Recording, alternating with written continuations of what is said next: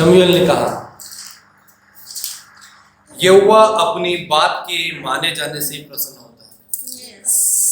शमूएल ने कहा, यहोवा अपनी बात के माने जाने से प्रसन्न होता है। नया नियम में कहा गया है, परमेश्वर को विश्वास के बिना प्रसन्न करना अनहोना है। पुराने नियम में कहा गया है, परमेश्वर आज्ञा पालन से प्रसन्न होता है। मैं फिर से कह रहा हूं, पुराना नियम कहता है परमेश्वर आज्ञा पालन से प्रसन्न होता है, नया नियम कहता है परमेश्वर विश्वास से प्रसन्न होता है।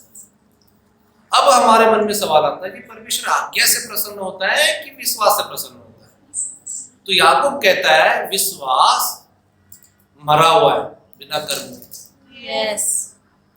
आप बोल रहे हो मैं विश्वास तो कर रहा हूं, लेकिन विश्वास के अनुसार काम नहीं कर रहे हो, आपका विश्वास कैसा है? मरा हुआ है। मरे हुए विश्वास से परमेश्वर प्रसन्न नहीं होता।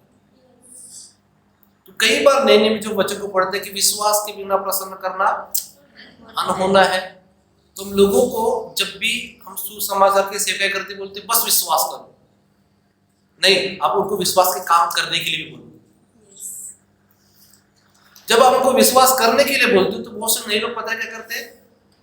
सोचते हैं। सोचना विश्वास नहीं,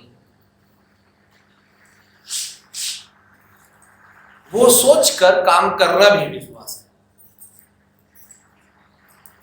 ये विश्वास की बात है। विश्वास कभी भी पुख्ता नहीं कर सकते बिना काम के। विश्वास आज्ञा पालन से ही क्या होता है?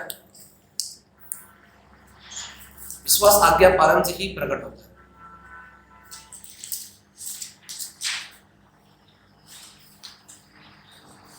शमूएल कहता है यहोवा अपनी बात के माने जाने से प्रसन्न होता है। परमेश्वर अपनी बात के माने जाने से प्रसन्न होता है। वचन में कहा गया है पहला शमूएल 15:22 पद में, क्या यहोवा होम बलियों और मेल बलियों से उतना प्रसन्न होता है जितना कि अपनी बात के माने जाने से प्रसन्न होता है। एक ऐसा परिवार है, पुराने नियम की कलीसिया के विषय में बात कर रहे हैं। ये चर्च है शमूएल का, प्रोफेट शमूएल का, और प्रोफेट शमूएल के चर्च की बात आपको बता रहा हूं। इस चर्च में,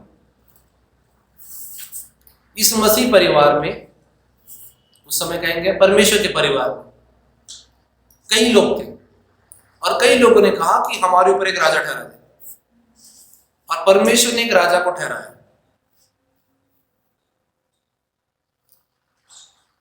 किसने ठहराया? कि परमेश्वर से काम करने के लिए ठहराया था। लेकिन स्वयं परमेश्वर कहता है पहला शमूएल 15:11 पद में कि मैं शाऊल को राजा बनाने से पछताता हूं। अब उत्पत्ति 6 अध्याय कहता है कि मैं मनुष्य को बनाने से पछताता हूं। अब यह शमूएल पहला शमूएल 15:11 पद कहता है कि मैं शाऊल को बनाने से पछताता हूं। तो परमेश्वर मनुष्य को बनाने से पछताता है कि शाऊल को बनाने से पछताता है? इस चीजों को हमें समझना होगा। तो परमेश्वर ना शाऊल से पछताता है, ना परमेश्वर मनुष्य से पछताता है। परमेश्वर उस व्यक्ति से बनाने से पछताता है जो उसकी बात नहीं सुनता।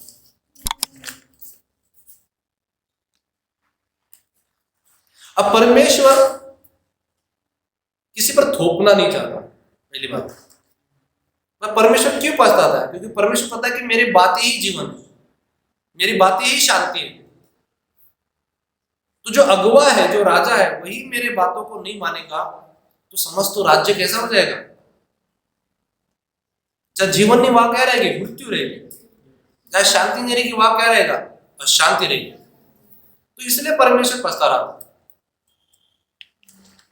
कि मैं शाऊल को राजा बनाने से पछताता हूं क्योंकि उसने मेरे पीछे चलना छोड़ दिया। परमेश्वर पछताता है उन लोगों से जो उनके पीछे चलना छोड़ देते। पछताता है परमेश्वर, और मेरी आज्ञाओं का पालन नहीं किया। परमेश्वर करे तो यही, परमेश्वर पछताता है। परमेश्वर कहता है मेरे पीछे चलना छोड़ दिया, मेरी आज्ञाओं का पालन नहीं किया। जिस समय आप परमेश्वर की आज्ञा पालन में नहीं चलते, जिस समय में आप परमेश्वर की बातों को नहीं मानते, परमेश्वर पछताता है आपसे भी। लेकिन आप पश्चाताप करते हैं और आप उसकी आज्ञा पर चलते हैं, परमेश्वर से प्रसन्न होता है।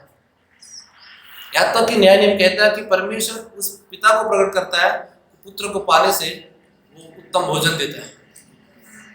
परमेश्वर जश्न करता है कि मैंने अपने खोए हुए बेटे को वापस पा लिया, मैंने अपनी खोई हुई बेटी को वापस पा लिया।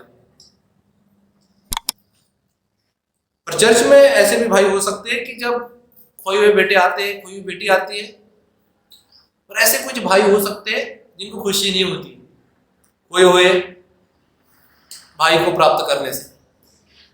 वो कहते कि ये मेरा भाई नहीं है, वो तेरा बेटा है। और इसलिए वो व्यक्ति उस जश्न में भीतर जाना ही नहीं चाहता था। मैं ये कहना चाहता हूं आप लोगों को कि इस कलीसिया से जो लोगों ने परमेश्वर के पीछे चलना छोड़ दिया, इस कलीसिया में जिन लोगों ने परमेश्वर का आज्ञा पालन नहीं किया, लेकिन वो पश्चाताप करके परमेश्वर के पास वापस आते हैं, तो आपको स्वागत करना चाहिए। Yes. आपको जश्न में शामिल होना चाहिए। आपको पुरानी बातों को याद नहीं दिलाना चाहिए, आपको गले मिलना चाहिए। लेकिन शायद हर एक मनुष्य ऐसा नहीं कर पाएगा। कुछ लोग बस केवल पिता की कदर करते हैं, कुछ लोग केवल परमेश्वर की कदर करते हैं, और उसमें से एक शमूएल था। शमूएल का उतना लगाव शाऊल से नहीं था जितना परमेश्वर से था। और बाइबल कहती तब शमूएल का क्रोध भड़का और वो रात भर यहोवा को धोते रहा। तो इसे क्या पता चलती बात कि शमूएल का संबंध परमेश्वर के साथ बहुत ही जबरदस्त था, शाऊल के साथ उतना नहीं था। लेकिन मानने वाली बात है उसका संबंध परमेश्वर बहुत अच्छा था। क्रोध आया तो जरूर, नहीं आना चाहिए था, पर आया तो जरूर। रात भर दुहाई देता रहा। दुहाई देना, वाह, इंग्लिश में लिखा है क्राइड, रोया। कुछ लोग रोते हैं परमेश्वर के साथ। जब परमेश्वर पछताता है तो कुछ लोग पछताते हैं। अब यह देखने की बात है कि शमूएल रो क्यों रहा है, क्योंकि परमेश्वर के लिए देखना समझ रहा है। कुछ बेटियां रोती है जब माँ के तकलीफ को समझते हैं, जब उनकी छोटी बेटी जो अपने माँ की नहीं सुनती है, लेकिन बड़ी बेटी जो माँ की सुनती है, वो माँ की तकलीफ को देखती है कि माँ क्या सोचती है इसके बारे में और ये क्या सोचती है उसके बारे में। तो बड़ी बेटी रोती है। मेरे नजर में उस बड़ी बेटी के समान शमूएल है। ऐसे बहुत कम आपको कलीसिया में मिलेंगे जो रोएंगे परमेश्वर के साथ। परमेश्वर पछताता है, परमेश्वर के पास भी दिल है, परमेश्वर के पास भी हृदय है, पर इसका हृदय आपसे बहुत बड़ा है। यदि आपने उसे धोखा दे भी दिया, आपने उसके आगे का उल्लंघन कर भी दिया और आप पश्चाताप करके वापस आते हैं, दरवाजा खुला रखता है, उसका दिल बहुत बड़ा है। शायद इस संसार में कई माता पिताओं के बच्चे गलत काम करें, उनके दरवाजे खुले नहीं जाएंगे, पर परमेश्वर ऐसे नहीं है। परमेश्वर दरवाजा खोलते हैं। शायद वो लोग खोलने के बाद ताना मारते रहेंगे सारी जिंदगी, परमेश्वर ऐसे नहीं, परमेश्वर ताना नहीं मारेंगे। परमेश्वर क्या करेंगे? परमेश्वर झुंबिस देंगे, परमेश्वर प्यार करेंगे। हालेलुया। हालेलुया। ये आपका और मेरा चुनाव है कि हम कैसे बने रहेंगे। उन लोगों के लिए जिन्होंने मसीह को छोड़ दिया, उनके प्रति कैसे रहेंगे।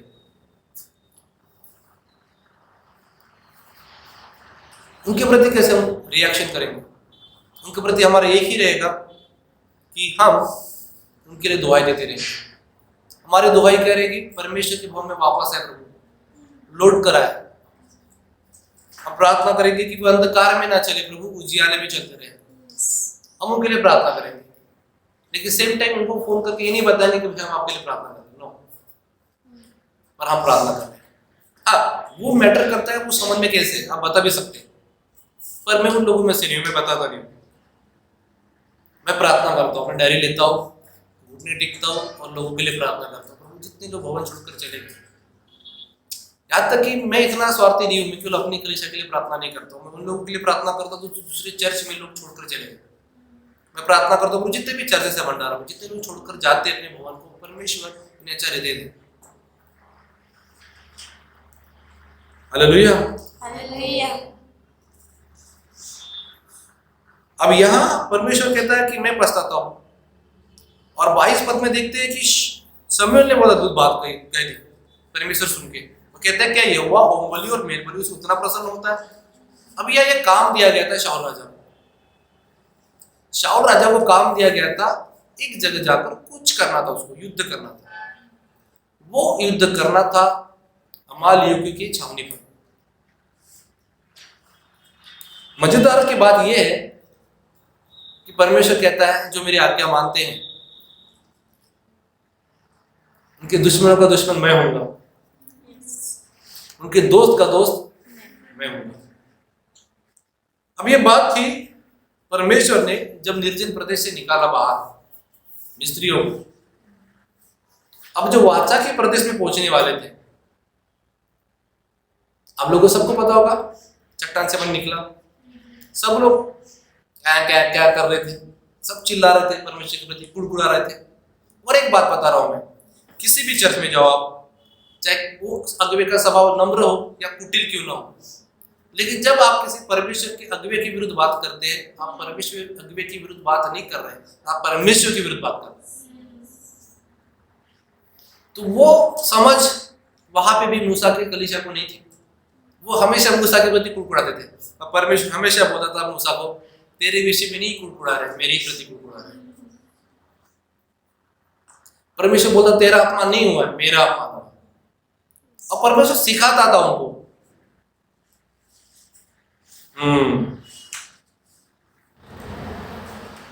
तो परमेश्वर कहता है कि मैं पछताता हूं शाऊल को बनाने से, राजा बनाने से। शाऊल के जीवन में समस्या क्या थी? शाऊल ने परमेश्वर को निहारा। शाऊल ने देखा ओके ठीक है, अच्छा पलंग मिला है मुझे, वेरी गुड, ओके अच्छे पर्दे भी मिले, अच्छा हॉल मिल चुका है, अच्छा घर मिल चुका है, ओह इतनी दासियां, वेरी गुड, अच्छा इतने से नहीं, वाह राजा है, क्या घोड़े मिले, क्या रथ मिले। उसने इस तमाम बातों को निहारा। और जब उसे टास्क दिया गया था, जब निर्जल प्रदेश से मूसा के लोग निकले थे और अमालेकी लोगों ने उन्हें रोका, या तो बाइबल बोलती है वो थके थे कुछ पीछे के लोग, तो अमालेकी लोगों ने क्या किया, उन निर्बल लोगों को जान से मार दिया। तो खैर बात तो बहुत बड़ी है आगे, पर मैं आपको बता दूं मजे की बात, मिस्त्री लोग इस बात को भूल गए, परमेश्वर की कलियां इस बात को भूल गई। Hallelujah, hallelujah. लेकिन परमेश्वर इस बात को नहीं भूला। परमेश्वर कहता मैं तुम्हारे शत्रु का शत्रु हूं, मैं तुम्हारे मित्र का मित्र हूं, क्योंकि तुम मेरे हाथों की पुतली हो। यस। परमेश्वर बोलता है इनको याद रखना, इनका हिसाब एक दिन मैं दूंगा। यस। माय गॉड, इतना समय लगा, मैं समझ में नहीं आया, पर मुझे एक चीज समझ में, इतना मैं खुशी से हंस रहा था रात को अकेला। परमेश्वर विश्वासियों के अपने वायदे पूरे करते हैं। यस। वायदे हैं।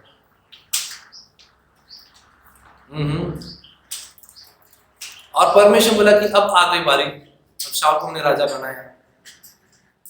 उस समय तो बहुत वफादार रहा, बहुत आज्ञा कर रहा, लेकिन राजा आगाग को उसने जिंदा छोड़ दिया, बाकी सबको मार दिया।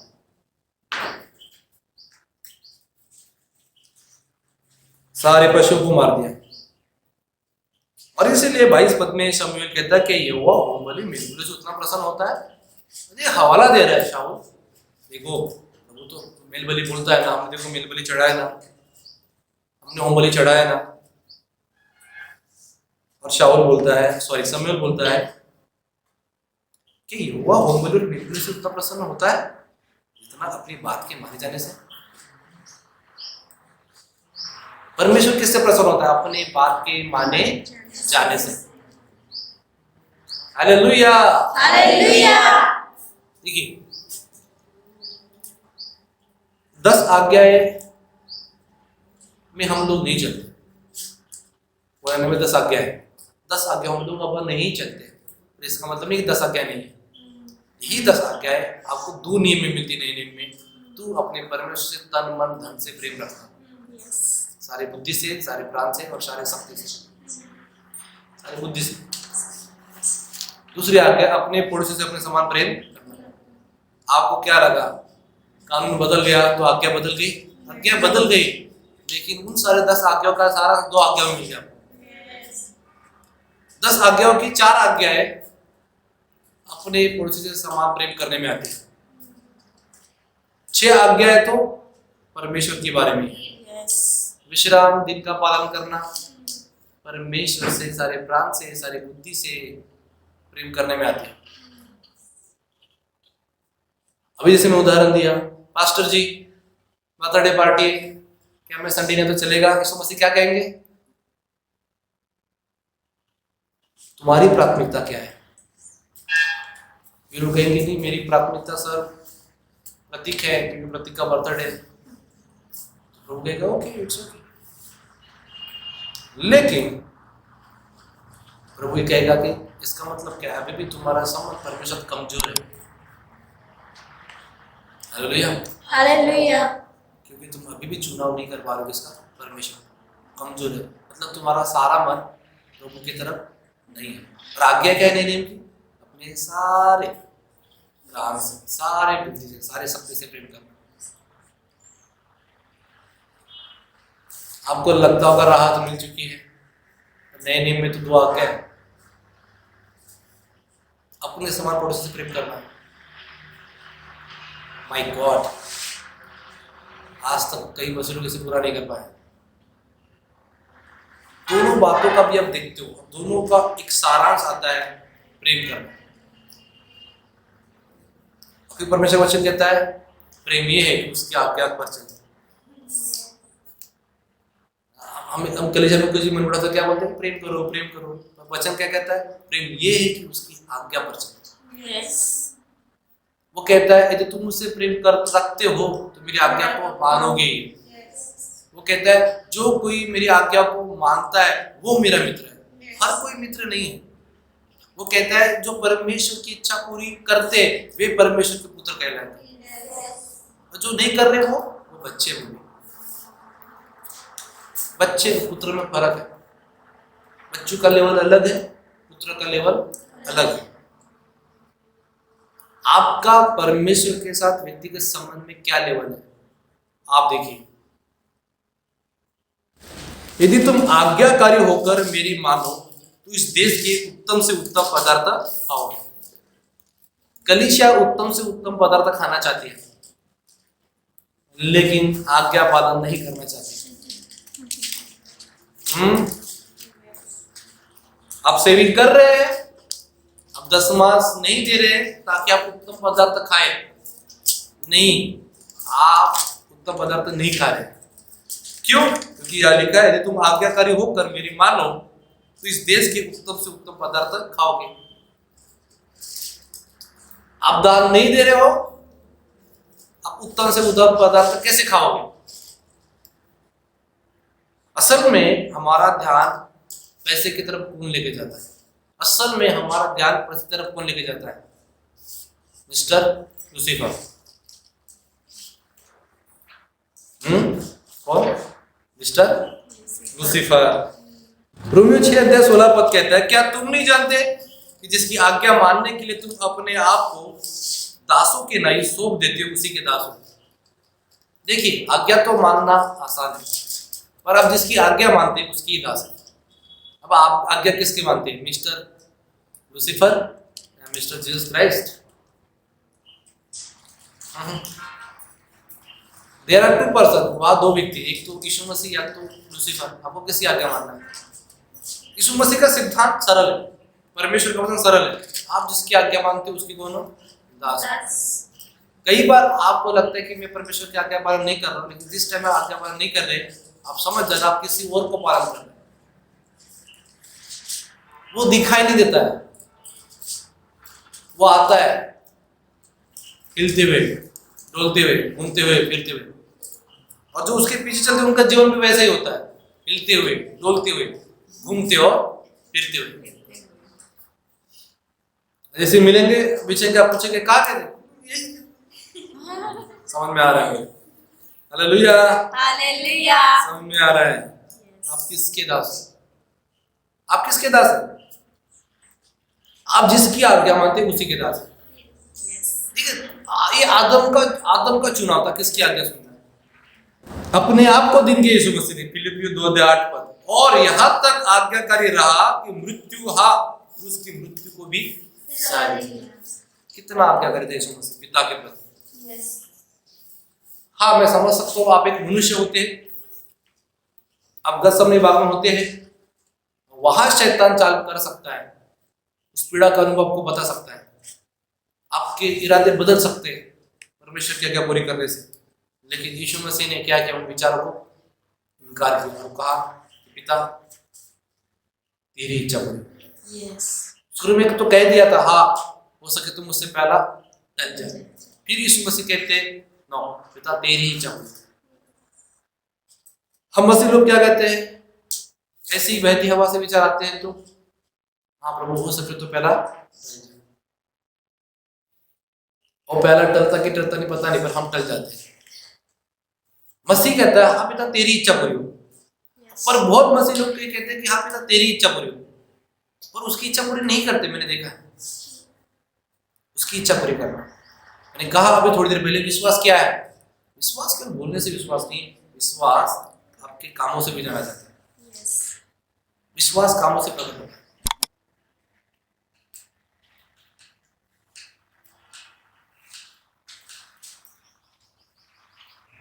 आज लोग कहते परमेश्वर मुझसे प्यार करता है, मैं भवन में नहीं आऊँ तो भी चल जाएगा, कुछ भी करूँ तो चल जाएगा, चाहे मैं ये करूँ चाहे मैं वो करूँ, मेरी मर्जी। कम ऑन, मैं बता रहा हूँ, एक गड्ढे में जीवन आपको दिखाई देगा। क्योंकि मैं ये श्रापों के शब्द नहीं बोल रहा, मैं जीवन के शब्द बता रहा हूँ, मैं बुद्धि के शब्द बता रहा हूँ। क्योंकि जहाँ प्रभु नहीं वहाँ जीवन है ही नहीं। परमेश्वर किसी की सुंदरता को नहीं चिंता। परमेश्वर ने आपको इच्छा शक्ति दी है। इच्छा शक्ति दी है तो परमेश्वर को चुनाव करने में बोलती नहीं, इच्छा शक्ति नहीं दे देते आप चुन देना, ये आइसक्रीम खाओ कि ये खाओ, आपके भीतर परमेश्वर इच्छा शक्ति रखा है। परमेश्वर आज्ञाकारिता के लिए क्यों बोल रहे हैं? क्योंकि परमेश्वर ने जब आपको रचा रहे थे, परमेश्वर आपको बना रहे थे, आपने उन्होंने ऐसे गुण रखा है भीतर। परमेश्वर कोई चीज देते हैं तभी तो मांग करते हैं। हम तो ऐसे है कि देती भी नहीं फिर भी मांग करते हैं। परमेश्वर देता है तभी तो मांग करता है। उसे रखा है आपके भीतर, क्या? आज्ञाकारिता। आप विश्वास से आपका उद्धार होता है, लेकिन बाइबल ये बताते हैं विश्वास भी दान है। मैं आपको कह रहा हूँ आज्ञाकारिता भी दान ही है। आज्ञाकारिता भी फल है। ये फल यीशु मसीह आपके भीतर रखा है। यूहन्ना तो कहता है कि परमेश्वर की कोई भी आज्ञा कठिन नहीं है। वाह, पता है परमेश्वर आज्ञा किन लोगों को कठिन लगती है? जिनका परमेश्वर के साथ संबंध नहीं, उनको कठिन लगता है। कई पतियों को पत्नी से प्यार करना कठिन लगता है, क्यों? क्योंकि संबंध में नहीं। लेकिन जब आप संबंध में होते हो, नहीं, आप उठते हो और काम में मदद करते हो।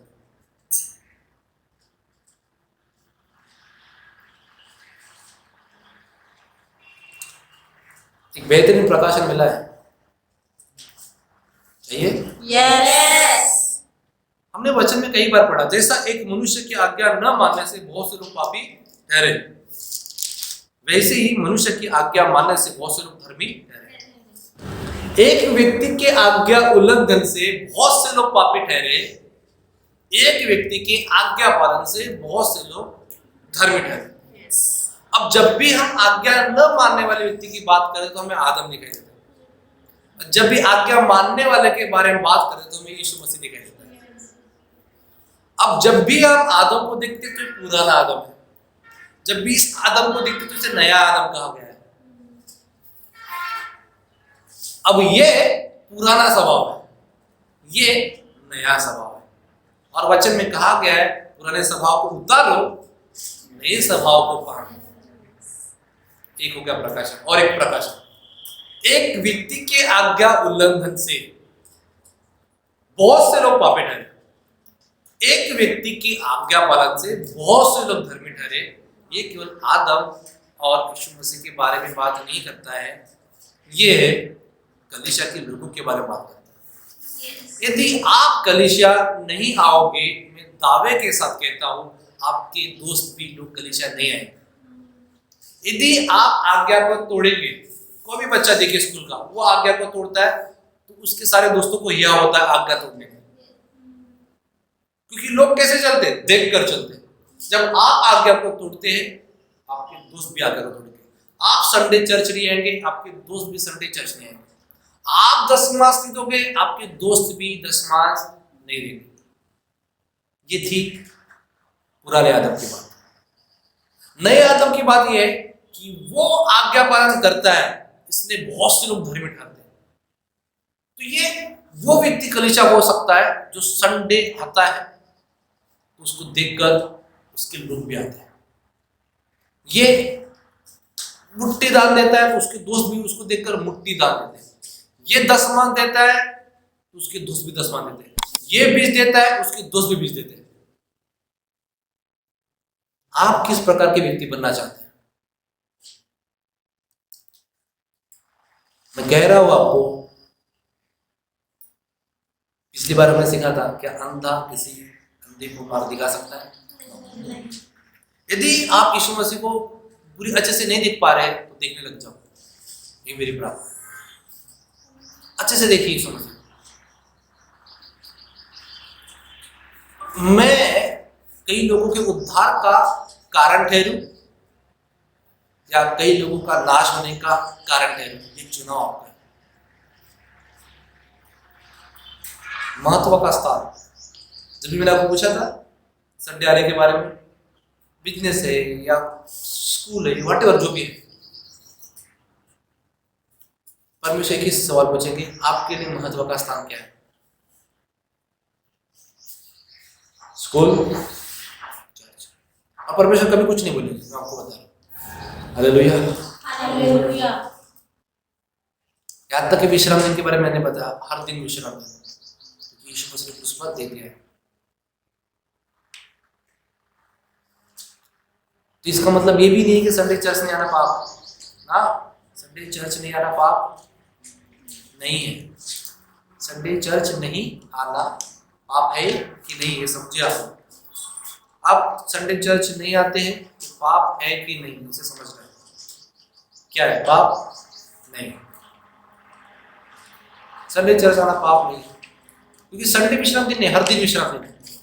तो संडे हमारे लिए विशेष स्थान क्यों रखता है? क्योंकि हम सब लोग इकट्ठा होते हैं, और कोई दिन इकट्ठा हम लोग नहीं होते, यही दिन इकट्ठा हम लोग होंगे। हालेलुया। अब यीशु मसीह गलील के काना में शादी में गए, तो संडे में, पर उन्होंने वहां परमेश्वर की महिमा की। यस।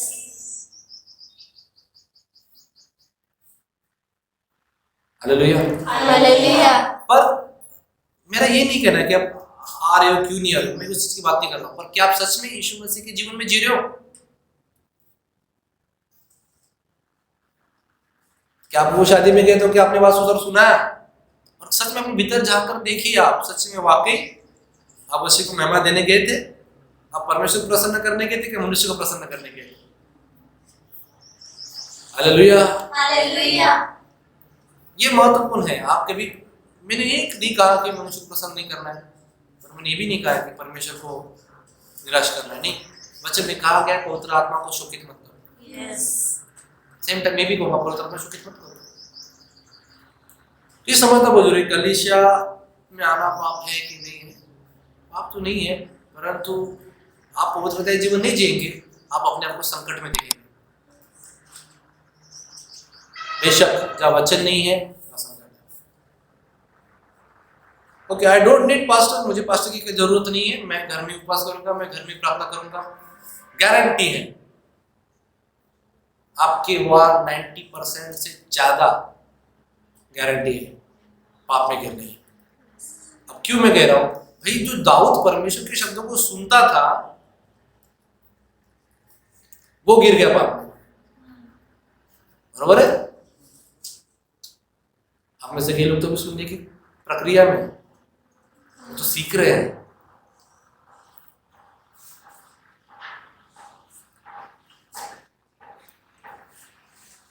चुनाव आपका है, महत्व का स्थान आपको पता करना होगा। और सेम टाइम के परमेश्वर दोष आपको लगाता है? नहीं। व्यवस्था लगाती है? हाँ।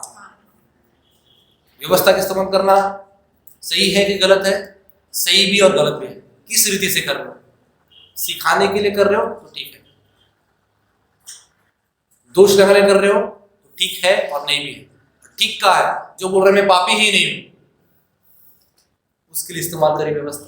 क्योंकि बाइबल जो कहता है कि मैं पापी नहीं हूं, वो कौन है? झूठा है। आपका चुनाव, आप कैसे व्यक्ति बनना चाहते हैं?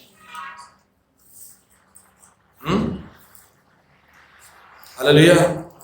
लूका 11:28 पद कहता है, धन्य वे जो परमेश्वर का वचन सुनते और मानते हैं। इसलिए यहोशू 1:8 में कहा गया है, व्यवस्था की ये पुस्तक तेरे चित्त से कभी न उतरने पाए। यहोशू 1:8, व्यवस्था की यह पुस्तक तेरे चित्त से कभी न उतरने पाए, इसी में दिन रात ध्यान दिए रहना।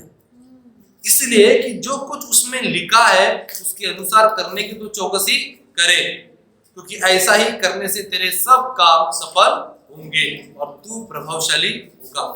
आज्ञाकारिता के फायदे क्या है? फायदे ये है कि हम अपने जीवन की चौकसी करेंगे, हम उस पर रात दिन ध्यान करेंगे। और ऐसा करने से क्या फायदा है? कि सब काम सफल होंगे। आपके काम सफल क्यों नहीं हो रहे? क्योंकि आप कहीं न कहीं किसी न किसी आज्ञा की उल्लंघन कर रहे हैं। और तू प्रभावशाली होगा। देखिए, प्रभावशाली जीवन जीना है तो डिसिप्लिन लाइफ जीना बहुत जरूरी है, अनुशासित जीवन जीना बहुत जरूरी है। जो लोग मॉर्निंग उठते हैं, जल्दी तैयार होता है, बिजनेस करते हैं, जॉब करते हैं, सब चीजें करेक्ट समय पहुंचते हैं, जो टाइम के प्रति वफादार है, उनका जीवन प्रभावशाली होता है।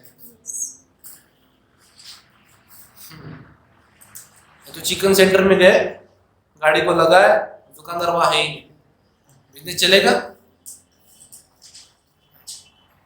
चिकन तो दिख रही है, चिकन को बांटने वाला नहीं दिखाई दे रहा, तो क्या मतलब बिजनेस नहीं चलेगा? बैठना होगा दुकान में।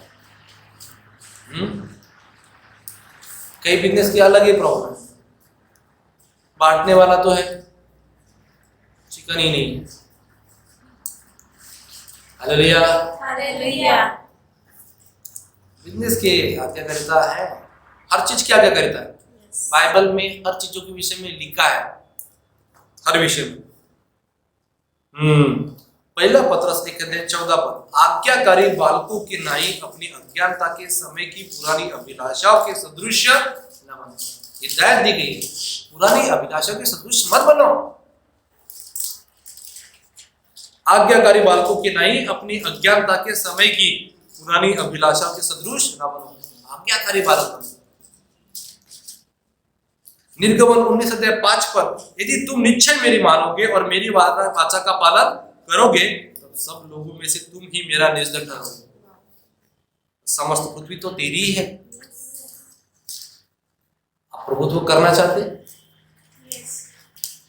आप डोमिनियन करना चाहते, आज्ञा, जो आज्ञा पर चलते वो प्रभुत्व करते।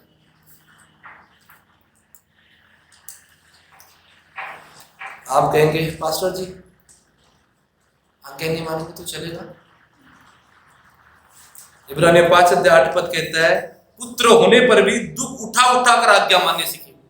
वो परमेश्वर का पुत्र होने पर भी उसने दुख उठा उठा कर आज्ञा माननी सीखी। आपको थोड़ी नहीं छोड़ा जाएगा,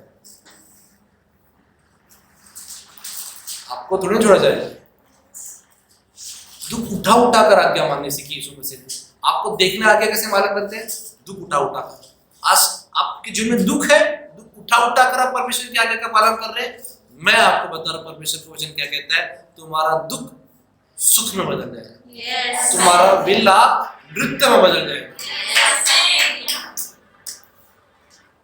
वाह, इतना अद्भुत परमेश्वर है हमारा, जो केवल बताता ही नहीं है, जीवन जी के बताता है। केवल बोलता ही नहीं है, जीवन जी के बताता है। अद्भुत उद्धार करता है। अद्भुत परमेश्वर का पुत्र, उसने दुख उठाना था छोड़ा, किसके लिए? मेरे लिए। कितने लोग महिमा के स्तर में जीना चाहते हैं? महिमा के स्तर में? वाह! यूहन्ना 14:23 पद कहता है, यदि कोई मुझसे प्रेम रखेगा तो वो मेरे वचन को मानेगा और मेरा पिता उससे प्रेम रखेगा और हम उसके पास आएंगे और उसके साथ वास करेंगे। जब परमेश्वर का वास होता है वह महिमा है। ये महिमा का स्तर है। हर चीज कनेक्शन है किसके? आज्ञा पालन से।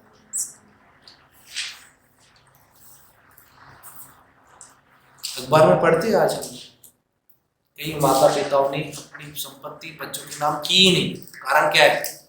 आज्ञा पालन नहीं हुई। इसलिए बाइबल बताती है संपत्ति पुरखाओं के भाग से ही आती है। मैं तो कहता हूँ खुल लिया, मत दो अपने बच्चों को हिस्सा यदि वो आपकी सेवा नहीं करते। हालेलुया। हालेलुया। और मैं युवाओं को भी कहता जलो जलो भी मत, फिर तुम्हें नहीं मिलता है खुद के दम पे खड़ा करो। जब तुम कहते हो कि हमें नहीं करना है सेवा, तो हिस्सा भी मत लो, खुद के दम पे खड़ा करो। हालेलुया। हालेलुया। धन संपत्ति किसके भाग से मिलती है? पुरखाओं से भाग से।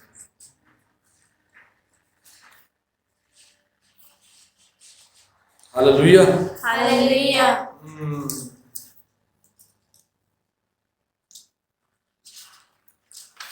पास्टर जी, हमारे जीवन में देख रहा हूं मैं, कुछ भलाई नहीं हो रही है, कुछ भलाई नहीं दिखाई दे रही है। रोमियो 8:28 पद कहता है, और हम जानते हैं कि जो लोग परमेश्वर से प्रेम रखते हैं उनके लिए सब बातें मिलकर भलाई को उत्पन्न करती है। आप प्रभु से प्यार करके देखो, देखो कैसे भलाई उत्पन्न होती है। अर्थात उन्हीं के लिए जो उसकी इच्छा के अनुसार बुलाए हुए हैं। उसकी इच्छा के अनुसार। रोमियो 8:28 पद। वाह, अद्भुत वचन। कितने लोग भलाई देखना चाहते हैं अपने जीवन में?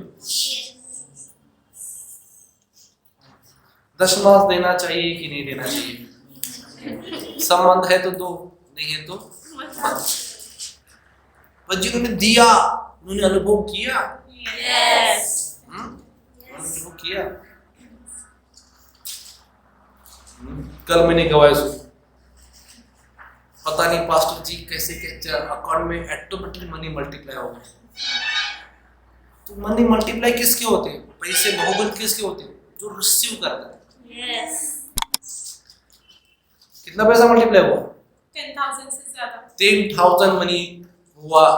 हालेलुया। हालेलुया। आपको पता होगा कई दिनों पहले हमने प्रार्थना की कि हम अद्भुत चिन्ह को देखेंगे, अद्भुत चमत्कार को देखेंगे। हालेलुया। हालेलुया। यीशु मसीह की जय। मुझे पता नहीं आप लोग अपने आप को कैसे रोक लेते हो गवाही सुनने के बाद। ताली बजाए परमेश्वर की महिमा। 10,000। हालेलुया। 10,000 परमेश्वर ने दिए। 10,000 का 10 कितना बनता है? कितना 10 बनता है? 1,000। आया कितना? 2,000। तो परमेश्वर को क्यों नहीं देगा? 20%। नई मैं आपको बता रहा हूँ, पुराने नियम में 10% है, नए नियम में तो 10% से भी ऊपर। वहाँ फिक्स नहीं किया गया है, वहाँ परमेश्वर ने विश्वास के लेवल में रखा है। हालेलुया। हालेलुया।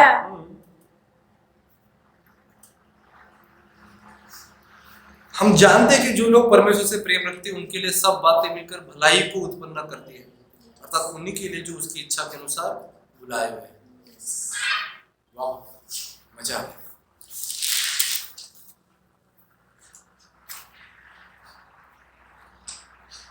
पर मन में विचार आते हैं, कभी भी चलते थे आप, चल जाऊं कि नहीं जाऊं, दान दूं कि नहीं दूं, सच में प्रभु है कि नहीं है? होता है लोगों के साथ ऐसा, कभी कभी होता है। क्या मनुष्य है तो शत्रु ऐसे विचार लाता है। हालेलुया। हालेलुया। लेकिन दूसरा कुरिन्थियों 10:5 वाह, वो कहता है सो हम कल्पनाओं को और हर एक ऊंची बात को जो परमेश्वर की पहचान के विरोध में उठती है खंडन करते हैं। वाह, वचन खंडन करता है नहीं, प्रभु का वचन बोलता है कल्पनाओं के विचारों का खंडन करना है, हर एक ऊंची बात को जो मेरे परमेश्वर की पहचान के विरोध में उठती है। कोई कहता है परमेश्वर अच्छा नहीं है, परमेश्वर चंगाई देता नहीं है, देता है, मुझे दिया है। हालेलुया। हालेलुया। कुछ लोगों को कहे चंगाई नहीं, धीरज रखो, मिलेगी मिलेगी, ऐसा परमेश्वर ने किसी को खाले जाने दे, धीरज रखो मिलेगी। और हर एक भावनाओं को कैद करके मसीह का आज्ञाकारी बन देते हैं। भावनाएं इधर चला जाने कहा मैं किधर चला, ऐसी भावनाएं होती है। और ये इधर से उधर से जिधर जिधर से सब भावनाओं को क्या करते, कैद करते। कैसे? मसीह के वचनों में कैद करना सीख लो, अपनी भावनाओं को नियंत्रण करना सीख लो। क्योंकि एक है, जब आप विश्वास की कदम रखना चाहोगे कोशिश करेगा, जब आप आज्ञाकारिता के लिए कमिटमेंट रखोगे वो कोशिश करेगा कि आपकी टांग खींचने की। आप चढ़ रहे हो विश्वास के चट्टान पर, वो टांग खींच रहा है। हालेलुया। हालेलुया।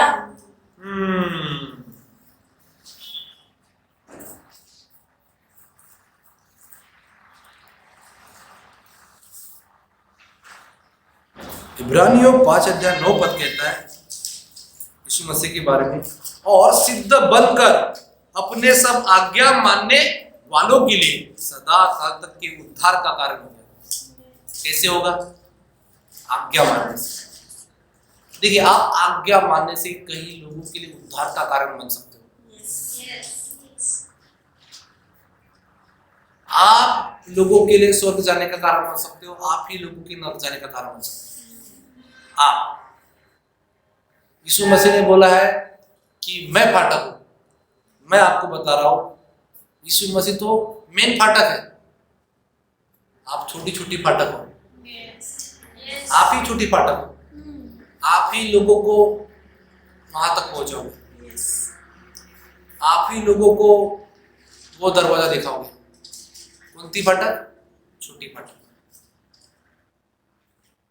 धरती पर छोटी फाटक, स्वर्ग पर बड़ी फाटक। अब आप बोलोगे पास्टर जी पंतारी कौन सी फिलॉसफी लाते हैं? नहीं, फिलॉसफी नहीं, बाइबल से बता रहा हूं। सकरा मार्ग बोला गया छोटी फाटक। चौड़ा मार्ग धरती पर आपको दिखाई दे रहा है, उस रास्ते पे कभी मत चलो जहाँ भीड़ चल रही है। ध्यान में रखो, उस रास्ते पे कभी मत चलो जहाँ भीड़ चल रही है। सकरे मार्ग पर ना बहुत कम लोग चलते हैं, परमेश्वर खुद का है। और चौड़ा मार्ग नाश की ओर लेके जाता है, और सकरा मार्ग कहाँ लेके जाता है? जीवन की ओर।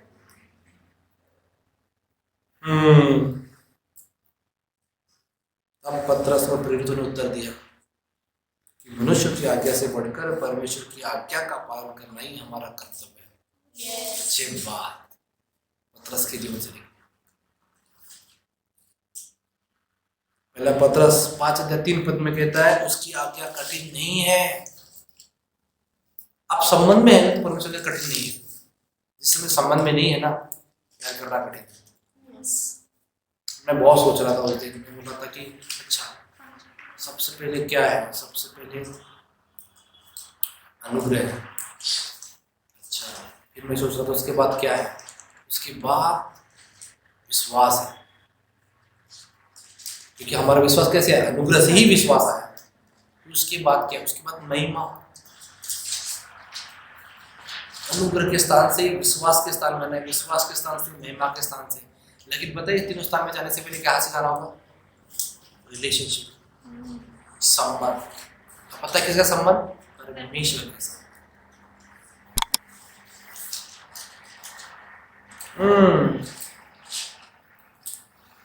इफिसियों 6:1-3 में कहा गया है, हे बालकों, प्रभु में अपने माता पिता का आज्ञाकारी बनो कि तेरा भला हो और तू धरती पर बहुत दिन तक जीवित रहे।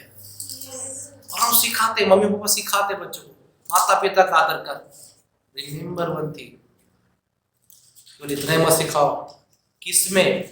प्रभु में। वही भी बहुत जरूरी है कि आपके माता पिता पे प्रभु वाली बातें बता रहे हैं, आदर की बातें सिखाते हैं।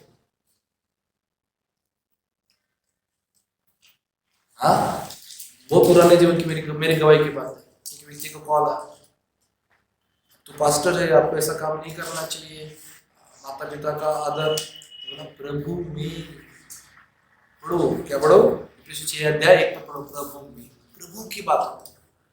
पता है पतरस ने क्या बोला है? और लिखा है वहां पतरस और प्रेरित, मतलब एक ही पतरस नहीं था, और प्रेरित थे वहां। वो कह रहे थे, क्या कह रहे थे? मनुष्य की आज्ञा से बढ़कर परमेश्वर की आज्ञा का पालन करना ही हमारा कर्तव्य है। मतलब ज्ञान देंगे तो चलेगा, लेकिन वो समझ में रहे लास्ट तक। वाह, कोई हंसते हंसते किसी की जानने में तैयार होगा? किसके लिए? सम्मान के लिए।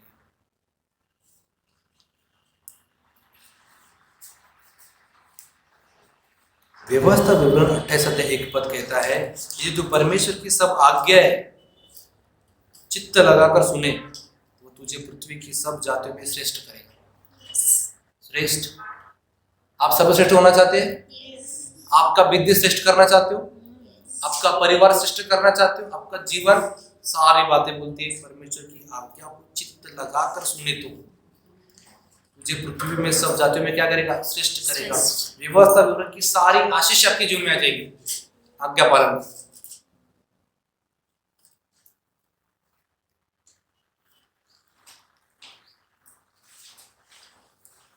Hallelujah, hallelujah.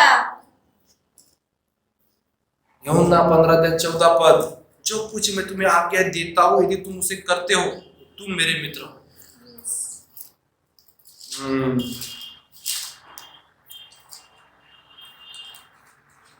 अंतिम पद कहूंगा और मैं समाप्त करूंगा परमेश्वर के वचन। 1 कुरिन्थियों 15:58, दृढ़ और अटल रहो और प्रभु के काम में सर्वदा बढ़ते जाओ, क्योंकि ये जानते हो कि तुम्हारा परिश्रम प्रभु में व्यर्थ नहीं है। आपका परिश्रम व्यर्थ नहीं जाएगा। अभी आपको नहीं दिख रहा होगा फसल, लेकिन आप पवित्रता के काम कर रहे हो, आप बीज बो रहे हो। आपके जीवन में या फिर आपके बच्चों के जीवन में आप बहुत बड़ा मिरेकल देखोगे, बहुत बड़ा काम देखोगे, बहुत बड़ा काम देखोगे। आज मैं सेवा कर रहा हूँ, आज मैं परमेश्वर की सेवा कर रहा हूँ, मेरी पत्नी की सेवा कर रही है। नहीं पता चला हमारे बाप दादाओं में से, हमारे पूर्वजों में से किसी ने प्रार्थना की थी पूरे वंशों के लिए। प्रार्थना है, काम करती है। मेरी प्रार्थना है कि मेरा वंश प्रभु सदा तुझ में बना रहे। हालेलुया।